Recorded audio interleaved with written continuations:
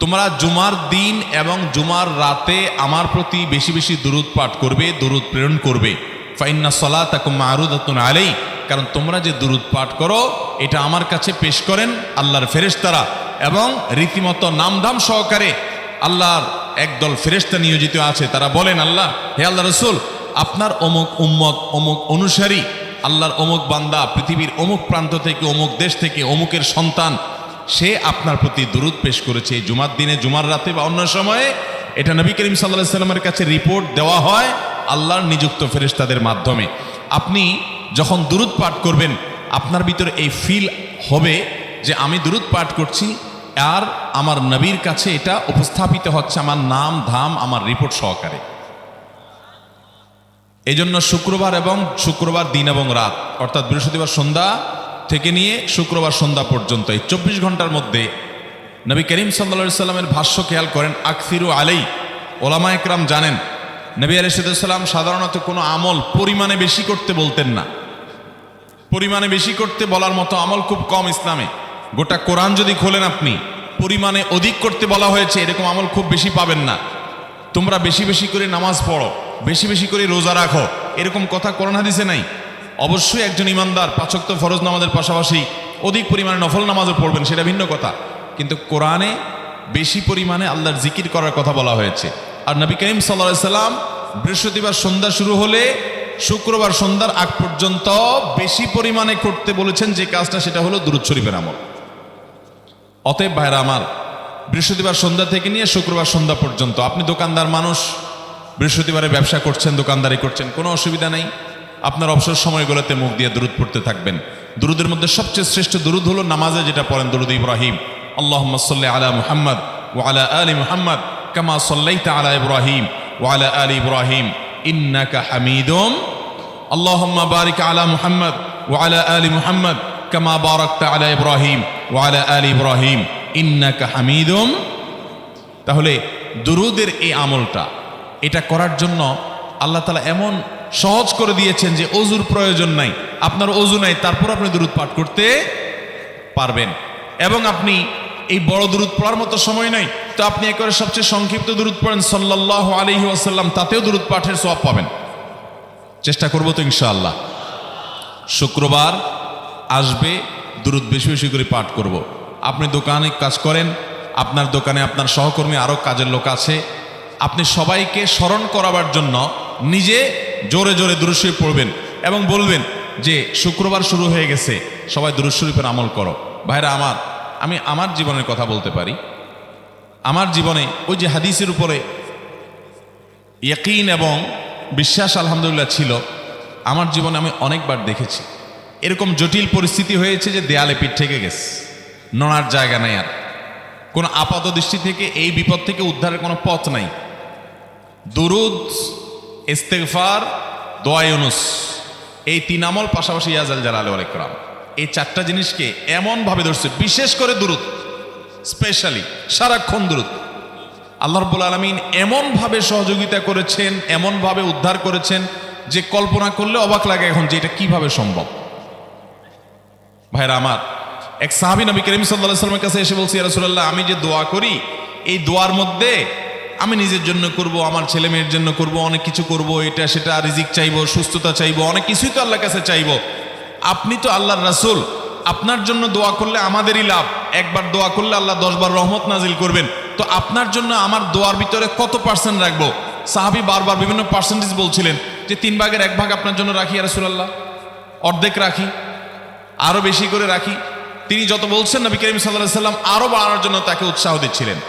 এক পর্যায়ে যখন তিনি বললেন, ইয়া রাসূলুল্লাহ, আমি আমার কোন দোয়ার সবটুকু যখন আপনার জন্য নিবেদন করব, আমি কোনো একবার যখন দোয়া করব, দোয়া শুধু আপনার জন্যই করব যখন, অর্থাৎ পিওর দরুদ যখন পড়ব, নিজের জন্য আর কিছু চাইব না, শুধু আপনার জন্যই যদি চাই কোনোবার, তাহলে তখন নবী করিম সাল্লাল্লাহু আলাইহি ওয়াসাল্লাম বলেছেন, ইদান তুকফা হাম্মুক ওয়া তুগফার যামবুক, তাহলে তোমার সকল পেরেশানি থেকে উদ্ধারের জন্য এই দুরূদটাই যথেষ্ট হয়ে যাবে, এবং তোমার সকল গুনাহ মাফের জন্য এটা যথেষ্ট হয়ে যাবে।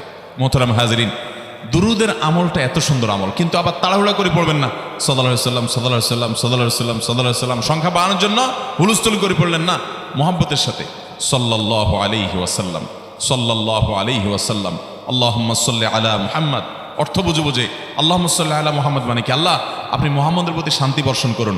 আরে ভাই, মুহাম্মদ সাল্লাল্লাহু আলাইহি ওয়াসাল্লামের প্রতি আল্লাহ তাআলা শান্তি এমনি বর্ষণ করবে, আপনি আমি দোয়া করলেও করবে, না করলেও। কিন্তু মাঝখান থেকে আমরা তার দেখান স্যার এভাবে তো বাঁচবে না, ওর কষ্ট হচ্ছে স্যার। আপনি বললেও উনি ওনার ছেলের দিকে কেয়ার করবে, কিন্তু আপনি এটা বলার কারণে তার নৈকট্য পাবেন কি পাবেন না, তার সিম্প্যাথি পাবেন কি পাবেন না। আরশ আজিমের মালিক তার হাবিবকে এত মহব্বত করেন, তিনি তার হাবিবের প্রতি এমনিতেই রহমত নাজিল করবেন, তাকে বিভিন্ন মর্যাদা আগে থেকেই দেওয়ার ঘোষণা দিয়ে রাখছেন। কিন্তু আপনি আমি দোয়া করলে আল্লাহ তাআলা তার মাধ্যমে আমাদের ভাগ্যকে সুপ্রসন্ন করে দিবেন। দুরুদের আমলকে জীবনের তরে আঁকড়ে ধরবেন ভাই, শুধুমাত্র জুমার দিন আর জুমার রাত না, সব সময় অধিক পরিমাণে। এরাবিয়ানদের মধ্যে আমলটা খুব বেশি আছে, তাদের দেখবেন তারা দুইটা আমল, মুখে দুইটা আমল, ভালো মন্দ তাদের মধ্যেও আছে, কিন্তু এই দুইটা আমল তাদের মধ্যে খুব ভালো। বেশিরভাগ মানুষই দেখা যায় অবসর সময় আস্তাগফিরুল্লাহ ইস্তিগফার করছে অথবা দুরুদের আমল করছে। আমাদের অবসর সব সময়গুলো নিয়ে গেছে মোবাইল ফোন। ভাইরা আমার, 4 বছর 5 বছর 6 বছর 7 বছর 10 বছর ধরে মোবাইল টিপতেছেন, ফেসবুক টিপতেছেন, ইউটিউব টিপতেছেন। বুকে হাত দিয়ে আমাকে জবাব দেয়া লাগবে না, নিজের বিবেককে একটু জবাব দেন। এই 10 বছর ফেসবুক, ইউটিউব, টিকটক, হোয়াটসঅ্যাপ টিপে আপনার অর্জন কি হয়েছে একটু হিসাব মিলান। এই যে স্ক্রল করতেছেন আঙ্গুল দিয়া, ঘন্টাকে ঘন্টা এই আঙ্গুল দিয়ে টানছেন টানছেন, নিচের দিকে যাচ্ছেন স্ক্রল করে ফেসবুকে, ইউটিউবে, একের পর এক, আপনার জীবনে অর্জনটা কি হয়েছে বলেন? ভাইরা আমার, এই মোবাইলের নিয়ন্ত্রণ করতে হবে, প্রয়োজনে ব্যবহার করতে হবে, কিন্তু এটাকে অনিয়ন্ত্রিত ব্যবহার করা যাবে না। একেবারে যখন তখন সারাদিন টিপাটিপি করলেন, আজকাল তো পোলাপান টয়লেটে গেলেও নিয়ে যায়। আল্লাহ তাআলা আমাদেরকে এই রোগ থেকে বেঁচে থাকার তৌফিক দান করুন। ভাইরা আমার, জীবনটাকে পরিবর্তন করতে হয়, সারা জীবন তো একরকম থাকলে হবে না। বহুত পাগলামি করেছি, আসুন নিজেকে সংশোধন করি। তাহলে জুমার দিন উপলক্ষে 1 নম্বরের আমল বলেছি, বেশি বেশি কোন আমল করতে হবে? সারা জীবন মনে রাখবো তো ইনশাআল্লাহ। বাসা বাড়িতে পরিবার লোকদেরকে মনে করাবো তো ইনশাআল্লাহ। আমি আমার ড্রাইভার থাকুক, আমার ছেলে মেয়ে থাকুক, আমার পরিবারের লোক থাকুক, আমি আমার কথা আপনাদের বলি উৎসাহের জন্য, যে জুমার দিন শুরু হয়ে গেলে আমি, শুধু আমি না, আমার পরিবার অন্যান্যরাও একে অন্যকে আমরা স্মরণ করে দিই। কে কে দুরূদ পড়তে কতবার পড়ছো, কেউ পড়ছে কিনা একবারও, সন্ধ্যা হয়ে গেছে, অনেক হয়ে গেছে, সবাই শুরু করি, আমলটা করবো তো ইনশাআল্লাহ। নাম্বার 1।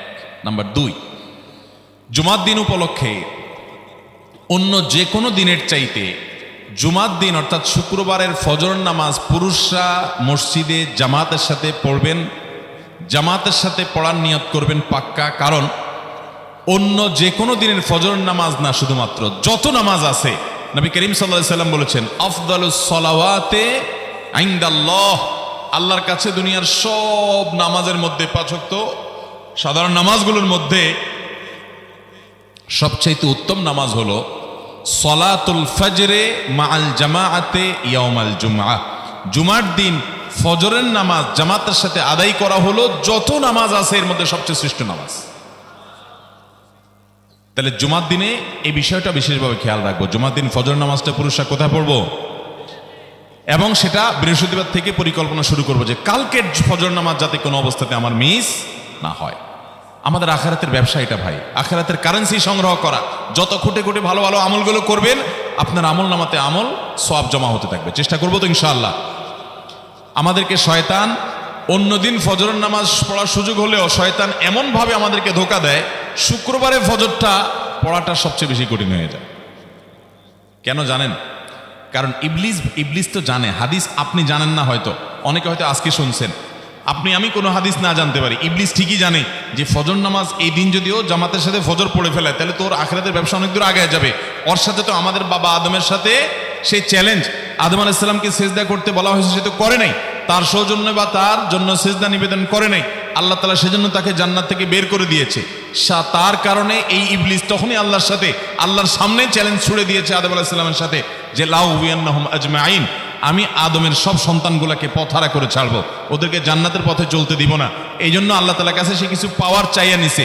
এর ভিতরে একটা হলো কিয়ামত পর্যন্ত হায়াত পাবে, আরেকটা হলো আমাদের রগের সাথে সে মিশতে পারে, রক্ত প্রবাহের সাথে মিশতে পারে, শরীরের মধ্যে প্রভাব সৃষ্টি করতে পারে, আমাদেরকে দুর্বল করতে পারে, মন্দ দিকে টানতে পারে, ভালো কাজ যেন না হয় মনে মনে কুমন্ত্রণা সৃষ্টি করতে পারে। এই পাওয়ার সে নিয়ে এসেছে। এজন্য তার সাথে আমাদের চ্যালেঞ্জ। সে হাদিস জানে যে জুমার দিন ফজর পড়লে আমাদের অনেক লাভ হয়ে যাবে, এই জন্য সে বৃহস্পতিবার রাতে, অন্য দিন যদি আপনি 10টা 11টা বা 11:30টায় ঘুমান, 12টায় ঘুমান, জুমার দিন অর্থাৎ বৃহস্পতিবার দিবাগত রাতে আইসা ইবলিস বলে, আরে পাগল হইছস, কালকে হলো শুক্রবার, দোকানদারি নাই, ব্যবসা নাই, চাকরি নাই, মহিলাদেরকে বলে কালকে পোলাপানের স্কুল নাই, মাদ্রাসা নাই, আজকে একটু টক শো, মিষ্টি শো, নাটক, সিনেমা, ইউটিউব, ফেসবুক, ওয়াজই শুন অন্তত। শয়তান কি বলে, ঠিক আছে তো যদি এত ফিল্ম দেখতে মনে না চায়, তো যদি মুসলমান হস, নেককার হস, তো ঠিক আছে অমুক হুজুরের ওয়াজ শুন।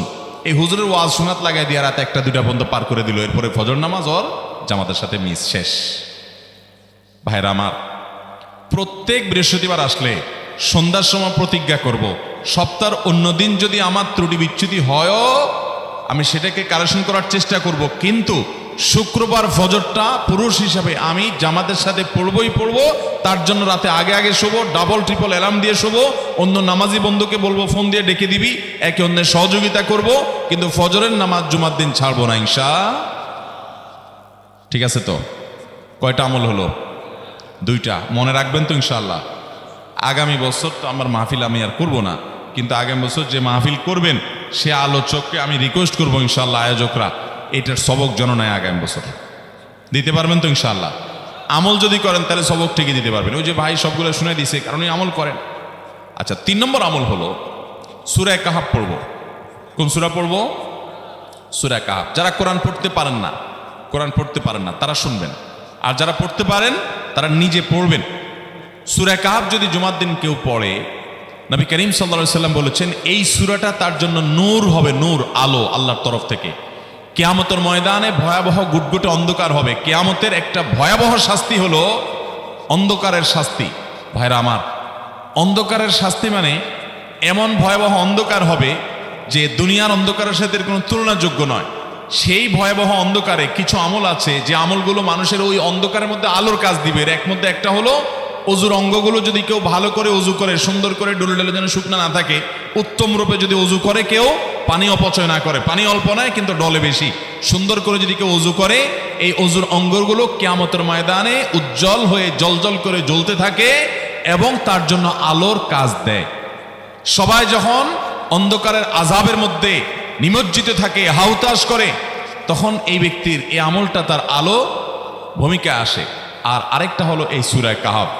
অন্য অনেক উলামা ইকরাম বলেছেন এর ব্যাখ্যা হলো সূরা কাহাফ যদি কেউ এক বৃহস্পতিবারে পড়ে, পরের বৃহস্পতিবার পর্যন্ত, এক শুক্রবারে যদি পড়ে, পরের শুক্রবার আগ পর্যন্ত পুরো সপ্তাহব্যাপী তার ভিতরে নূর, ঈমানের নূর, তাকওয়ার নূর, ইলমের নূর, আমলের নূর, ভালো মানুষ হওয়ার নূর তার ভিতরে আল্লাহ তাআলা সৃষ্টি করে দিবেন। এই জন্য জুমার দিন সূরা কাহাফ পড়বো তো ইনশাআল্লাহ। আলহামদুলিল্লাহ ভাই, আপনাদেরকে যে আমলগুলো করছি এগুলো আমি, আমার পরিবার সদস্য, পরিচিত, সহকর্মী, আমি চেষ্টা করি সবাইকে স্মরণ করানোর এবং আমল করার চেষ্টা করি। আপনাদেরকেও বলছি ভাই, জুমার দিন যেহেতু, অতএব আজকে জুমার দিন উপলক্ষে বলে যাচ্ছি, জুমার দিনের এই 14-15টা আমলের মধ্যে সামারি করে আমি 5টা আমল করে দিচ্ছি, যে এগুলোর গুরুত্ব অনেক বেশি অন্য অনেকগুলো চাইতে, এগুলো বিশেষভাবে করব। তাহলে এর মধ্যে প্রথমটা চলে গেল দুরুদ বেশি বেশি করে পড়ব। দ্বিতীয়টা হলো জুমার দিনের ফজর নামাজ কোন অবস্থাতে জামাতের সাথে পড়া মিস করব না, কারণ নবী সাল্লাল্লাহু আলাইহি সাল্লাম বলেছেন সকল নামাজের মধ্যে সবচেয়ে সেরা, উত্তম, শ্রেষ্ঠ নামাজ, অর্থাৎ ওয়াক্তিয়া নামাজের মধ্যে সবচেয়ে শ্রেষ্ঠ নামাজ হলো জুমার দিনের ফজরের নামাজ জামাতের সাথে পড়া। তাহলে মহিলারা কি করবে? মহিলারা পুরুষদেরকে উঠায় উঠায় মসজিদে পাঠিয়ে দিবে এবং সহযোগিতা করবে, তাহলে তার মাধ্যমে তারাও একই সওয়াব পেয়ে যাবে। আর 3 নম্বর আমলে বলেছিলাম সূরা কাহাফ, এটা নারী পুরুষ সবাই করবে বেশি বেশি করে। ঠিক আছে তো ইনশাআল্লাহ? আমরা অনেক ভাই আছি সপ্তাহের 6 দিন আমাদের কোরআন পড়ার সুযোগ হয় না, তো অন্তত জুমার দিন সূরা কাহাফটা যদি আপনি বাধ্যতামূলক করেন, আলহামদুলিল্লাহ, এটা অনেক বড় সূরা, পড়তে আপনার 20-25 মিনিট 30 মিনিট সময় পর্যন্ত লেগে যাবে। আপনি আধা ঘন্টা সময় ধরে যদি আস্তে আস্তে সুন্দর করে পড়েন, তো সপ্তাহে একবার অন্তত কোরআনের সাথে আপনি সময় দিলেন। আরেকটা সুসংবাদ শুনেন, সূরা কাহাফ যদি কেউ মুখস্থ করে, তেলাওয়াত করে নিয়মিত, বিশেষ করে সূরা কাহাফের প্রথম 10টা আয়াত যদি কেউ মুখস্থ করে, নবী করিম সাল্লাল্লাহু আলাইহি সাল্লাম বলেছেন কিয়ামতের আগে দাজ্জালের যে ফিতনা আসবে, যেই ফিতনায় বহু মানুষ দাজ্জালকে আল্লাহ মনে করে বেঈমান হয়ে জাহান্নামে যাবে, এই ফিতনা থেকে পৃথিবীতে এমন কোনো নবী ছিল না, এমন কোনো রাসূল আসেন নাই। এই মানব ইতিহাসের প্রথম মানুষ আদম আলাইহিস সালাম থেকে নিয়ে আমাদের মুহাম্মদ সাল্লাল্লাহু আলাইহি সাল্লাম পর্যন্ত এই লক্ষ লক্ষ যত নবী রাসূল এসেছে, সমস্ত নবী রাসূলরা একটা ব্যাপারে সাবধান করে গেছেন, দাজ্জাল আসবে, যে দাজ্জালের হাতে পাওয়ার থাকবে এত বেশি, অলৌকিকত্ব থাকবে এত বেশি, সে মরা মানুষকে জিন্দা করে ফেলবে, জিন্দা মানুষকে বলবে সে মরে যাবে, তার হাতেই সব কন্ট্রোলিং পাওয়ার থাকবে, দুনিয়ার সমস্ত রিজিক তার হাতে কক্ষিগত থাকবে, এমন পাওয়ার থাকবে তাকে দেখে মানুষ বলবে হ্যাঁ এই তো আল্লাহ, এই তো সব কিছু পারে, বেঈমান হয়ে যাবে। এই দাজ্জালের ফিতনায় তোমরা পড়বা না, বেঁচে থাকবা। বুদ্ধি দিয়া বিবেক দিয়ে মানুষ বাঁচতে পারবে না। দাজ্জালের ফিতনা থেকে বাঁচার জন্য সকল নবী রাসূলরা এই জন্য সাবধান করেছেন। আমাদের নবী সাল্লাল্লাহু আলাইহি সাল্লাম নামাজের শেষ বৈঠকে দোয়া মাসুরের জায়গায় একটা দোয়া পড়তেন, আল্লাহুম্মা ইন্নী আউযু বিকা মিন আযাবিন নার ওয়া আযাবিল কবর ওয়া আউযু বিকা মিন ফিতনাতিল মাহইয়া ওয়াল মামাত ওয়া আউযু বিকা মিন শাররি ফিতনাতিল মাসীহিদ দাজ্জাল। আল্লাহ আপনার কাছে দাজ্জালের ফিতনা থেকে পানা চাই। 1450 বছর হয়ে গেছে, এখনো দাজ্জালের আবির্ভাব হয় নাই, হবে কিয়ামতের আগে। কখন হবে আল্লাহ ভালো জানেন। কিন্তু নবী সাল্লাল্লাহু আলাইহি সাল্লাম বলেছেন, সূরা কাফের প্রথম 10 আয়াত যদি কেউ মুখস্থ করে তো এই ব্যক্তিকে আল্লাহ রাব্বুল আলামিন, এবং যদি তেলাওয়াত করে এই ব্যক্তিকে আমলের মাধ্যমে দাজ্জালের ফিতনা থেকে আল্লাহ বাঁচিয়ে রাখবেন। দাজ্জাল তো অনেক পরের কথা, কোথাকার কোন আল্লাহর প্রতি অবিশ্বাসী মুশরিক বা কাফের খেলোয়াড় একটু পায়ের ভেলকি দেখায়, লক্ষ লক্ষ কোটি কোটি মানুষ হুমড়ি খেয়ে তার ভক্ত হয়ে ইমানি চেতনা, আমলি চেতনা, তাকওয়া, তাহারাত সব খুঁয়ে বসে থাকে। আর সেখানে দাজ্জালের মতো এরকম মিরাকল, সব মিরাকল তার হাতে থাকবে। এরকম পরিস্থিতি যখন আসবে তখন মানুষ কি করবে? এখন এই যে তথ্য প্রযুক্তির উন্নতির এই সময়ে কত মুসলমানের সন্তান বেঈমান হয়ে যাচ্ছে, বিজ্ঞানীরাই তারা আল্লাহ বানায় বসে থাকতেছে, আছে না নাই? ধারণামূলক বিষয়কে তারা চূড়ান্ত বিষয় বানিয়ে বসে আছে, বেঈমান হয়ে যাচ্ছে।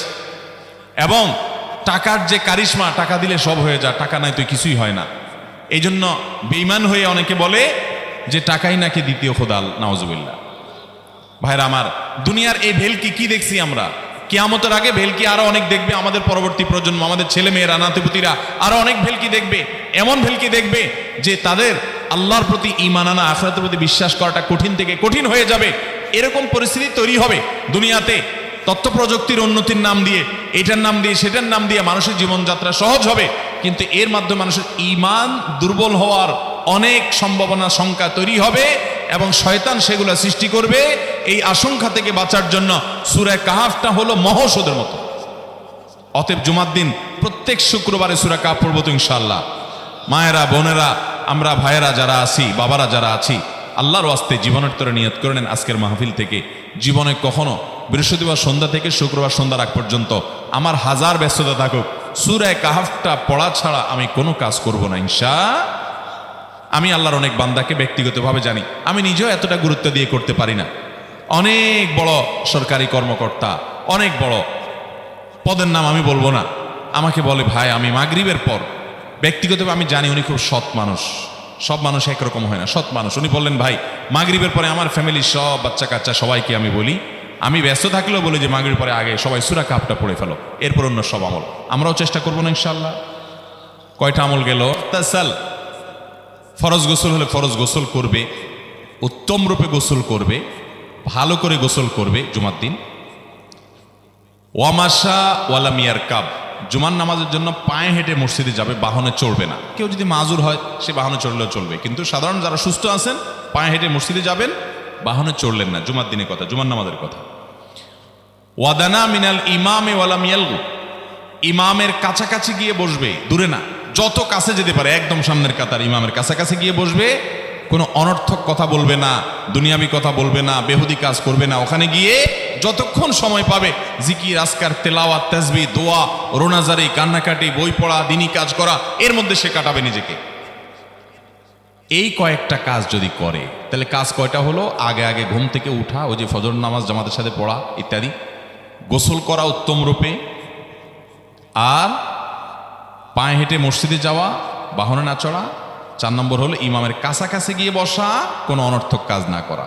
এই 4টা কাজ যদি কেউ জুমার দিনে করে, নবী করিম সাল্লাল্লাহু আলাইহি সাল্লাম বলেছেন ওই ব্যক্তি বাসা থেকে মসজিদ পর্যন্ত যে আসলো, যতগুলো পা ফেলবে, যতগুলো স্টেপ ফেলবে, যতগুলো কদম দেবে, প্রতিটা কদমের বিনিময়ে আল্লাহ রাব্বুল আলামিন তার অ্যাকাউন্টে, তার আমল নামাতে 1 বছর রাত জেগে, সারা রাত জেগে তাহাজ্জুদ নামাজ পড়লে এবং 1 বছর সারা দিন, প্রত্যেকটা দিন পুরা বছর জুড়ে নফল রোজা রাখলে যে পরিমাণ সওয়াব পাইতো, 1 বছর নফল রোজা, 1 বছর রাতভর জেগে তাহাজ্জুদের নামাজ পড়ার সওয়াব মাত্র একটা কদম ফেলার বিনিময়ে দিবেন। তাহলে আপনার বাসা থেকে যদি মসজিদে আসতে 100টা কদম হয়, 100 বছরের নফল নামাজ, 100 বছরের নফল রোজা, আপনি এটার সওয়াব আপনার অ্যাকাউন্টে জুমার দিন মাত্র 4টা কাজ করার মাধ্যমে আপনি পেয়ে যাবেন। এবং এটি অনেক হাদিস বিশ্লেষকগণ বলেছেন, কোরআন হাদিসে বহু ফজিলতের কথাই বলা আছে। এত বিপুল পরিমাণে, এত অধিক পরিমাণে সওয়াবের কথা যে কারো বাসা থেকে অনেকের আছে যেতে 500 স্টেপ পড়বে। 500 স্টেপ পড়লে কতটুকু হয়? সামান্য একটু জায়গা যেতে 500 কদম হয়ে যায়। অনেকের বাসা থেকে যেতে 500 কদম পড়ে 300 কদম হয়। তো সে এই 500 বছর নফল নামাজ, নফল রোজা, রাত ভর দিন ভর করার সওয়াব, কন্টিনিউয়াসলি করার সওয়াব মাত্র এই মসজিদে গেল আসলো, 4টা শর্ত পূরণ করে সেইটা সওয়াবটা পেতে পারে। যদি সপ্তাহে 4 জমা হয় তাহলে 4 বার 500 করে যদি হলো 2000 বছর, এভাবে তার আমল আমাদের সওয়াবের পাহাড় সে জমা করতে পারে শুক্রবারের ছোট্ট আমলটার মাধ্যমে। চেষ্টা করব না ইনশাআল্লাহ? আমি দেশে বিদেশে অনেক আল্লাহর বান্দাকে আমি শুনেছি, এ হাদিস আমি যেদিন থেকে জেনেছি আমি চেষ্টা করেছি এটার আমল, এটার প্রচার মানুষের মধ্যে ছড়ানোর। আমি যখন সৌদি আরবে আজ থেকে আর অনেক বছর আগে, তখন কোনো এক বক্তব্যে আমি আমলের কথা বলেছি। আমার অনেক ভাইয়েরা দেশে বিদেশে দেখে বলছেন, ভাই আমলটা শুরু করেছি, আমার কাছে ভালো লাগে, আপনারাও আমলটা করবেন, অন্য আরেকজনকে শিখাবেন এবং দাওয়াত দিবেন। ঠিক আছে তো ইনশাআল্লাহ? তাহলে কয়টা আমল গেল? 4টা। 1 নম্বর গেছে বেশি বেশি দুরূদ পাঠ করা, 2 নম্বর হলো জুমার দিনে ফজর নামাজ জামাতের সাথে পুরুষরা পড়া, 3 নম্বর হলো সূরা কাহাফ পড়া, তেলাওয়াত করা, আর 4 নম্বর হলো এই 4 শর্ত পূরণ করে মসজিদে আগে আগে গিয়ে সুন্দর করে খুতবা শুনে চলে আসা, কোনো কথাবার্তা খুতবা চলাকালীন সময় কোনো কথাবার্তা অনর্থক কাজ না করা। 5 নম্বর এবং সর্বশেষ আমল হলো জুমার দিনে একটা সময় আছে দোয়া কবুল হয়।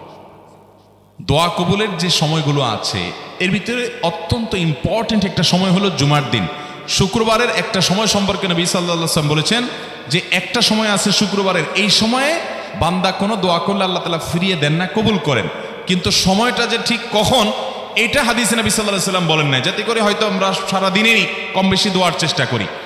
এই বিষয়ে মুহাদ্দিসগণ, হাদিস বিশ্লেষকগণ, পণ্ডিত ওলামায়ে কেরামগণ হাদিসের বিভিন্ন আকার ইঙ্গিতকে গবেষণা করে অ্যানালাইসিস করে এক একজন এক এক সময়ের কথা বলেছেন। তবে বেশিরভাগ ইমাম, বেশিরভাগ পণ্ডিত ওলামায়ে কেরাম, বেশিরভাগ আপনার ইসলামিক স্কলারগণের বক্তব্য হলো যে এই সময়টা হলো জুমার দিনের শেষ প্রহর, আসরের পর থেকে নিয়ে সূর্য ওঠার আগ পর্যন্ত এই সময়টা। অতএব আমরা জুমার দিনের 5 নম্বর আমল হলো বেশি বেশি করে সারাদিনই কম বেশি দোয়া করব। দোয়ার জন্য সবসময় হাত তোলাও জরুরি না, যদিও সাধারণ অবস্থায় দোয়ার জন্য হাত তোলা আদব, কিন্তু আপনি চলতে ফিরতে, উঠতে বসতে, কাজের ফাঁকে আপনি আল্লাহর কাছে মনে মনে দোয়া নিবেদন করবেন। অনেক চাওয়া আমাদের কাছে, আমাদের আল্লাহর কাছে আছে। ভাইরা আমার, নবী রাসূলুল্লাহ সাল্লাল্লাহু আলাইহি ওয়াসাল্লাম বলেছেন কারো পায়ের জুতার ফিতাটা ছিঁড়ে গেছে হাঁটার সময়, এটার এমন কি লাগালে ঠিক হয়ে যাবে, কিন্তু একজন ইমানদার ওইটার জন্য সে আল্লাহর কাছে সাহায্য চাইবে, আল্লাহ এটাও একটা বিপদ, একটা ছোট বিপদ থেকে অনেক কিছু ঘটে যায়, আপনি আমাকে উদ্ধার করেন। সে সবসময় আল্লাহর দিকে মনোনিবেশ করবে। নবী করিম সাল্লাল্লাহু আলাইহি ওয়াসাল্লামের পুরো জীবনকে যদি আপনি অ্যানালাইসিস করেন আপনি অবাক হয়ে যাবেন। একটা বই আছে বাংলায়, বান্দার ডাকে আল্লাহর সাড়া, এটা বাংলা অনুবাদিত নাম। এই বইয়ের লেখক হলেন হিসনুল মুসলিমের যে রচয়িতা উনি শেখ সাঈদ আল গাহতানি রহমতুল্লাহি আলাইহি। ওনার সোহবতে যাওয়ার, ওনার সান্নিধ্যে থাকার একাধিকবার খুব কাছাকাছি বসার সুযোগ আমার হয়েছে। সৌদি আরবের একজন বড় আলেম ছিলেন, দুনিয়া থেকে চলে গেছেন। তো ওনার লেখা বান্দার ডাকে আল্লাহর সাড়া, এই বইটা বেশ মোটা সোটা একটা বই। পুরোটা পড়বেন যে নবী করিম সাল্লাল্লাহু আলাইহি ওয়াসাল্লামের জীবনে যে কত রকমের দোয়া করতেন। আল্লাহ আজকার নামে একটা বই আছে ইমাম নববীর, এটাও বাংলা হয়ে গেছে অনুবাদ, আপনি পড়লে অবাক হয়ে যাবেন। ডক্টর খন্দকার আব্দুল্লাহ জাহাঙ্গীর রাহমাতুল্লাহ রাহে বেলায়েত একটা বই আছে দোয়া এবং জিকিরের, আপনি অবাক হবেন যে কি পরিমাণ দোয়া এবং জিকির নবী সাল্লাল্লাহু আলাইহি ওয়াসাল্লাম জীবনে পড়তেন। ঘুম থেকে ওঠার সময় দোয়া আছে না নাই? এরপরে ঘুম থেকে উঠে যখন আপনি বাথরুমে যাবেন দোয়া আছে না নাই? আবার টয়লেটে গেলেন, টয়লেট সেরে আসলেন, আপনি ওযু করবেন, ওযুর জন্য দোয়া আছে না নাই? বিসমিল্লাহ। এরপরে ওযু শেষ করলেন, কালিমায়ে শাহাদাত আছে না নাই? এরপরে আপনি যখন ঘর থেকে বের হয়ে মসজিদে যাবেন, বের হওয়ার দোয়া আছে। বের হয়ে আপনি মসজিদে যাচ্ছেন, যাই পথে পড়ার আলাদা দোয়া আছে। এরপরে আপনি মসজিদে প্রবেশ করবেন, তার জন্য দোয়া আছে। মসজিদে ঢুকার পরে মসজিদে ঢুকার নামাজ আছে। এরপরে মসজিদে নামাজ বন্দিগি ইবাদত জিকির করে বের হচ্ছেন, সেটার জন্য আবার দোয়া আছে। আবার আপনি যাচ্ছেন, কাজকর্মে যাচ্ছেন, বাজারে যাচ্ছেন, সেটার দোয়া আছে। স্ত্রী সহবাস করার সময় দোয়া আছে। দোয়া নাই, জিকির নাই, এমন কোনো মুহূর্তে ইমানদারের জীবনে থাকতে পারে না। নবী করিম সাল্লাল্লাহু আলাইহি ওয়াসাল্লাম এই পরিমাণ দোয়া করতেন। এই জন্য ভাইরা, দোয়া যদি সবসময় করতে কষ্ট হয় হাত এবং পরে আউযু বিইজ্জাতিল্লাহি ওয়া কুদরাতিহি মিন শাররি মা আজিদু ওয়া হাজির, আল্লাহ রাব্বুল আলামিন তার ব্যথা দূর করে দিবেন। এক সাহাবী এই হাদিসের উপর আমল করে তৎক্ষণাৎ তার ব্যথা দূর করেছেন। শুধু ইয়াকিনের অভাব, শুধু বিশ্বাসের অভাব, ঈমানের অভাব। তাহলে আমাদের আল্লাহর দিকে মনোনিবেশ করতে হবে দোয়ার জন্য বেশি বেশি। তাহলে শুক্রবারে 5 নম্বর আমল হলো বেশি বেশি কি করবো ইনশাআল্লাহ? দোয়া, বেশি বেশি দোয়া করবেন, উঠতে বসতে চলতে ফিরতে। বিশেষভাবে সূর্য ডুবার আগের যে সময়টা শুক্রবার, অর্থাৎ দিনের শেষ সময়টা, বিশেষভাবে আল্লাহ তাআলার কাছে দোয়া করব। ঠিক আছে তো ইনশাআল্লাহ? কয়টা আমল বললাম? 5টা আমল। 1, বেশি বেশি দুরুদ। 2, ফজর নামাজ জামাতের সাথে পড়া পুরুষরা, মহিলারা অক্তমতো পড়বেন, মহিলাদেরকে পুরুষদেরকে পাঠিয়ে দিবেন মসজিদে। 3, সূরা কাফ পড়বেন। 4, আগে ঘুম থেকে উঠে উত্তম রূপে গোসল করে মসজিদে আগে আগে গিয়ে পায়ে হেঁটে গিয়ে সামনে সামনে ইমাম সাহেবের কাছাকাছি গিয়ে বসা, অনর্থক কথা কাজ না করা, তেলাওয়াত জিকির আজকারের মশগুল থেকে নামাজটা পড়ে বের হয়ে আসা, এই কাজ। নাম্বার 5, দোয়া করা, বিশেষ করে দিনের শেষ প্রহরে। আমল করবো তো ইনশাআল্লাহ? মনে থাকবো তো ইনশাআল্লাহ? আমরা প্রয়োজনে বাসায় গিয়ে একটা কাগজে নোট করে ফেলবো, লিখে ফেলবো, লিখে এরপরে ওয়ালে টাঙ্গায় দিবেন বাসায় যে জুমার দিন এই 5 কাজ আমি ছাড়বো না। আপনি যদি মনেও না থাকে, আপনার যদি ভুলেও যান, আপনি এই কাগজ আপনাকে মনে করাবে ইনশাআল্লাহ। বাসায় ফ্যামিলির লোকদের সাথে শেয়ার করবেন, জুমার দিন হুজুর বলেছেন, আমি একটু আমার মন থেকে বলিনি, এগুলো সব কোরআন হাদিসের কথা বলেছি আপনাদেরকে। কোরআন হাদিসের আলোকে 5টা আমলের কথা বলেছেন, বিশেষভাবে জুমার দিন আমি 5টা আমল করবই করব। ভাইরা আমার, প্রত্যেক জুমার দিন যদি আপনি একটু ইমানের রিচার্জ করেন, ইনশাআল্লাহ সারা সপ্তাহ আপনার জন্য সেটা উপকারে আসবে। চেষ্টা করবো তো ইনশাআল্লাহ। এবং দোকানে অফিসে টাঙ্গায় রাখবেন। যারা এই টাঙ্গায় রাখার আমলটা করবেন তারা যাইতে পারেন, কোনো অসুবিধা নেই। অন্যান্য সময় আমরা সাধারণত দেখি যে মানুষ ঠেকায় না, মানুষ ঠেকায় না, বিশেষ করে রাত বেশি হয়ে গেলে ফজর নামাজ মিস হবে এই আশঙ্কা হলে আপনার বসার চাইতে বরং যাওয়া ভালো। যাই হোক ভাই, কিন্তু আওয়াজ না করি, সবাই আওয়াজ বন্ধ করি। ভাই প্রশ্ন উত্তরে যাই আমরা, বিসমিল্লাহ। প্রথম প্রশ্ন, অবাক করা বিষয়, কিয়ামতের আগে যে আসলে আরো কত কিছু হবে। এই বোরকার উপরে যদি মডেলিং কারুকার্য হয়, চাকচিক্য হয়, বোরকা যদি খুব টাইট ফিট হয়, বোরকা যদি এমন হয় যে বোরকা বরং পুরুষের দৃষ্টিকে আরো বেশি আকর্ষণ করে, তাহলে এই বোরকা ঢাকার জন্য আরেকটা বোরকা লাগবে। তা না হলে পর্দা হবে। পর্দার উদ্দেশ্য হলো নিজের সৌন্দর্যকে অনাবৃত করা, নিজের সৌন্দর্যকে ঢেকে রাখা, এটাই হলো পর্দার কি উদ্দেশ্য। সেখানে যদি পর্দার উদ্দেশ্যটাই নষ্ট হয়ে যায়, তাহলে এই বোরকা পরলে পর্দা করার যে নির্দেশ সেটা পালন হবে। ভাইরা আমার, এই জন্য টেডি মার্কা বোরকা, আপনার এই মডেলিং মার্কা বোরকা, স্টাইলিশ বোরকা, এগুলা পর্দা হবে না এগুলা দ্বারা। হ্যাঁ, কোনো নারী তিনি খোলামেলা চলাফেরা করেন, তিনি দিনের পথে মাত্র আসছেন, মডেলিং দিয়ে শুরু করছেন, আস্তে আস্তে ইনশাল্লাহ পিওর বোরকা যাবেন। হ্যাঁ, সেই হিসাবে তার জন্য আমি বলতে পারি এটা ওজোর, ঠিক আছে, উনি চেষ্টা করেছেন, শুরুটা অন্তত করেছেন। কিন্তু ভাইরা, পরিপূর্ণ পর্দা করতে চাইলে এই মডেলিং বা স্টাইল মার্কা বোরকা হবে। আচ্ছা বলেন তো, আপনার আমার মা বোন বা স্ত্রীকে যদি আমরা বাহিরে নিয়ে যাই, তাদের সাথে আমরা বাহিরে যাই, তারা যদি খোলামেলা পোশাক পরে যায় বা এমন পোশাক পরে যায় যেটা সব পুরুষের দৃষ্টিকে আকৃষ্ট করে, তাহলে অন্য সব পুরুষরা তার দিকে তাকাইলে আপনার কাছে ভালো লাগে না খারাপ লাগে? কেমনে খারাপ লাগে? অনেক পুরুষটা আছে বউয়ের ছবি ফেসবুকে দিয়ে বলে আপনাদের ভাবি কেমন হলো বললেন। অনেক পুরুষ এ কাম করে না? ফেসবুকে আবার কমেন্টে নিচে দিয়া দোস্তরা লেখে, দোস্ত ভাবি অনেক সুন্দর, মাশাআল্লাহ, আবার মাশাআল্লাহ লেখে। এরপরে আবার দোস্ত আবার রিপ্লাইতে দেয় কি, ধন্যবাদ দোস্ত, মানে আমার বউরে তুই সুন্দর বলছস, তার মানে তুই দেখছস, মনে মনে জল্পনা কল্পনা করছস, করে আবার লিখছস, এই জন্য তোর ধন্যবাদ। ভাইরা আমার, মানুষের বিবেক যখন লোপ পেয়ে যায় তখন সে হিতাহিত জ্ঞান হারিয়ে ফেলে। আমাদের মা, আমাদের বোন, আমাদের মেয়ে, আমাদের স্ত্রী, তাদেরকে নিয়ে আমরা যখন খোলামেলা পোশাকে যাব, কোনো বিয়েতে আপনি যখন যাবেন, কোনো মার্কেটে যাবেন, একেবারে চাকচিক্যপূর্ণ পোশাক, একদম খোলামেলা অশ্লীল, তো জগতে বা রাস্তায় যত পুরুষরা তাদেরকে দেখবে, এই সৌন্দর্য দেখার পর পুরুষদের মনে মনে তাকে নিয়ে বাজে চিন্তা, জল্পনা কল্পনা, মনে মনে জেনা, এটা হবে কি হবে না? না, হবে না। সবাই কি বাজে চিন্তা করে আপনার মতো? পবিত্র চিন্তা করতে পারে না? কি বলেন ভাইরা আমার? যারা নিজেদের বউকে নিয়ে এটা নিয়ে সন্দেহে আছেন, আমি তাদেরকে বলতেছি, আমাকে উত্তর দেওয়া লাগবে না, আপনার নিজেকে প্রশ্ন করেন, নিজের বিবেককে প্রশ্ন করেন। আপনি এরকম মহিলা রাস্তাঘাটে দেখলে আপনার কি হাল হয়? আপনি যা যা চিন্তা করেন, আপনার বউ, আপনার মা বোনকে নিয়ে এভাবে আপনি বের হলে অন্যরাও সে চিন্তাই করে। আল্লাহ আমাদের বিবেকটাকে খোলার তৌফিক দান করুন। আমি মিডল ইস্টে বিশেষ করে সৌদি আরবে অনেক মানুষ দেখছি দিনদারির নামগন্ধ নেয়, টাকার নিচে সে জুব্বা পরে, হারাম কাজ করে, বিড়ি খায়, সিগারেট খায়, 2 নম্বরই করে, মানে মুসলমান হিসেবে কোনো ভালো মুসলমান না। কিন্তু গল্লির ঠাওয়ার ঠিক আছে, জায়গা মতো সে একেবারে সুসের মতো সোজা, বইয়ের ব্যাপারে পরিপূর্ণ পর্দা মেনটেন করে, কোনো রাষ্ট্রীয় নির্দেশের কারণে না। বেশিরভাগ পুরুষরা এটা করে এই জন্য, কারণ সে জানে তো সে নিজে অন্যের মেয়েকে খোলামেলা দেখলে কি জল্পনা কল্পনা তার মনে আসে সে জানে, অতএব তার স্ত্রীকে নিয়ে গেলে অন্যরা কি জল্পনা করবে সে জানে, এই জন্য তার আত্মসম্মান বোধের জায়গা থেকে সেইটা করে। মুসলমান নারী তার ভিতরে আত্মসম্মান বোধ থাকবে যে আমাকে নিয়ে মানুষ বাজে চিন্তা করবে, জল্পনা কল্পনা করবে, নোংরা চিন্তা করবে, এটা কোনো নারী করতে দিতে পারে। একজন খোলামেলা বেপর্দা নারীকে দেখে যত মানুষ মনে মনে তাকে জেনা করে, সে মনের কথাগুলো যদি মানুষ বলতো, এই নারী জুতা দিয়ে পিটতে পিটতে রাস্তা যাইত। কিন্তু সে মনে মনে মানুষের এই জেনার কাজ সে করে যাচ্ছে। আল্লাহ আমাদেরকে পর্দার গুরুত্ব বোঝার তৌফিক দান করুন। এটা নারীর জন্য অসম্মান না, এটা নারীর জন্য বরং সম্মানের, এটা নারীর ইজ্জত রক্ষার জন্য সবচেয়ে বড় মাধ্যম। আমাদের সেকুলার, অতি সেকুলার, উগ্র নাস্তিক বন্ধুরা বলে যে হুজুরদের মনটাই খারাপ, এই বেটারা বলে মহিলা দেখতে বলে তাদের বলে অবস্থা খারাপ হয়, এই বেটাদের চরিত্রই খারাপ। অর্থাৎ আমাদের এই ভাইরা যারা এই সমালোচনা করতেছেন, আমাদের এই ভাইগুলোর দ্বারা মনে হচ্ছে যে ওনাদের মনের ভিতরে কোনো এই সমস্ত বাজে চিন্তা আসে না, ওনাদের মনটা একদম ফেরেশতার মতো পবিত্র। এরকম যাদের কোনো চিন্তা জল্পনা কল্পনা আসে না, এরা হয় মিথ্যুক আর না হলে রুগী। হয় এগুলারে ডাক্তার দেখাইতে হবে, পুরুষত্বের ঘাটতি আছে, আর নাহলে মৃত্যু। আল্লাহ তাআলা সৃষ্টি করেছেন এভাবে, তোমার কোনো মনে চিন্তাই বাজে আসে না, তোমার মতো এই অসুস্থ মানুষ, তোমার তো হাসপাতালে ভর্তি হওয়া উচিত। আল্লাহ রাব্বুল আলামিন আমাদেরকে পর্দার গুরুত্ব বোঝার তৌফিক দান করুন। অনেক পুরুষ আছে নিজের বউয়ের জন্য চাকচিক্যপূর্ণ বোরকা পরে নিয়ে যান। না ভাই, আপনার বউর যত সাজগোজ সব বাসা বাড়িতে হবে একান্তে। আপনি বাইরে রাস্তাঘাটে কেন বিলে বেড়াচ্ছেন? মহর দিয়ে বিয়ে করছেন আপনি, আর রাস্তাঘাটে মানুষকে দেখা বেড়াচ্ছেন। আত্মসম্মান বোধ থাকা উচিত। আল্লাহ আমাদেরকে পর্দার গুরুত্ব বোঝার তৌফিক দান করুন। তাহলে স্টাইলি বোরকা এগুলো পড়লে কিন্তু কাজ হবে না, বোরকার কাজ হবে না। আমি এখান থেকে গ্রামে যাব এবং ওই দিনই আবার চলে আসব, এক্ষেত্রে আমার নামাজ কি কসর করতে হবে?